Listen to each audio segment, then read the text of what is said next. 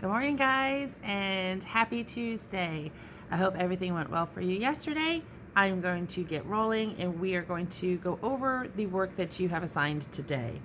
So we're going to continue using The Invisible Boy by Trudy Ludwig, and I hope you enjoyed it. I'm sure there were probably plenty of times where you could connect to one of the characters, either how they were feeling, maybe how they looked. Remember, we talked about the shallow, where you're kind of connecting on a visual level. You might, oh, that's the same shirt I have, or oh, they have freckles like I do, or maybe it was a deep connection where I remember feeling like that when somebody didn't pick me for the team at recess.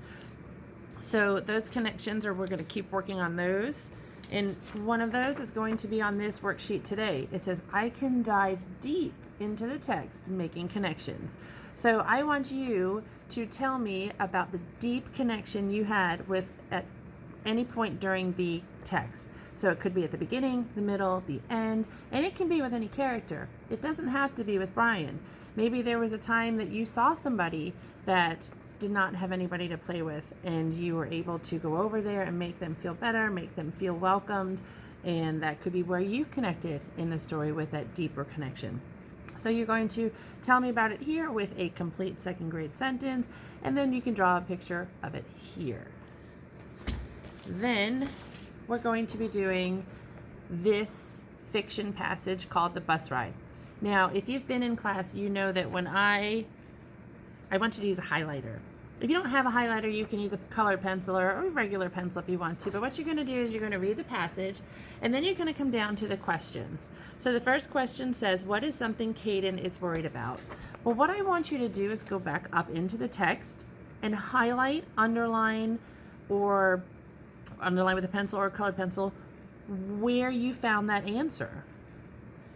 So that it's called text proofing, and it's showing me that you found the answer in the text. You didn't just make it up. So you're going to underline it, and then you're going to write the answer underneath it. And then it says, how do you know that Caden feels better at the end? You are going to find what it is that tells you that Caden feels better at the end, and you're going to highlight it. Then you're going to answer it here. And then the last question is usually not one you're going to find in the text. It's something that you can relate to the story. So have you ever ridden the bus? Do you like it? If you haven't ridden the bus, what do you think it is like? Now, there's one line here.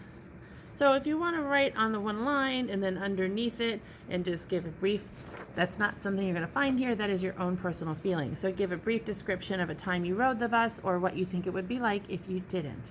Now, for those of you at home, this is called The Bus Ride. This is Tuesday. The back of it we will see on Thursday. So please do not throw this paper away. Do not do the back of it. That is Thursday's work. So the bus ride is the only part you need to do today. All right. Also want you to practice your spelling words and reading for 20 minutes. Those are the 4 centers we're doing in school every day. So that's what I really expect you to do at home also.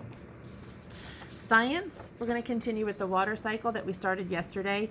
You learned a lot of the vocabulary such as precipitation, condensation, collection, and evaporation. Now this paper here doesn't really use those terms, but it does describe really what they do. What I would like for you to do, bonus points, if you can label the bottom here with those 4 terms. So which one is collection? Which one is evaporation? All right, so condensation and precipitation. So read that.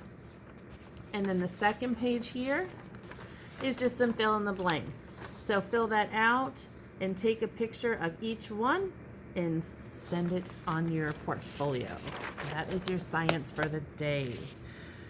Let me put that aside.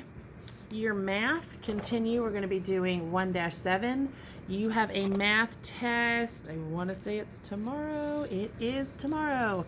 So you will get the link to that if you are a 100% virtual learner. If you are at home, you should have gotten a paper test in your packet. If you're a 100% virtual learner that does not pick up the packet, you'll get the link on Savvis and you can do it online. So that is today's 1-7. If you have any questions about it, let me know and I will be more than happy to help you. Now, writing. I haven't touched into that because Miss McFadden is doing the videos for writing. She's actually doing them right now as I'm sitting here doing these. So you are writing this week. You should have listened to her video yesterday. You're going to be writing this week about a time that you felt invisible. So I think your circle map was what you were supposed to do yesterday, and then you're going to take that information from your circle map and you're going to put it onto your tree map. So organizing those thoughts, getting it together, and giving more details makes it easier when you go to sit down and do your sloppy copy, which then makes it easier for you to do your final draft. All right, so make sure you're watching Miss McFadden's videos about your writing. Submit your writing portions to me, your maps, so I can take a look at them. Let me know if you have any questions. Have a fabulous day.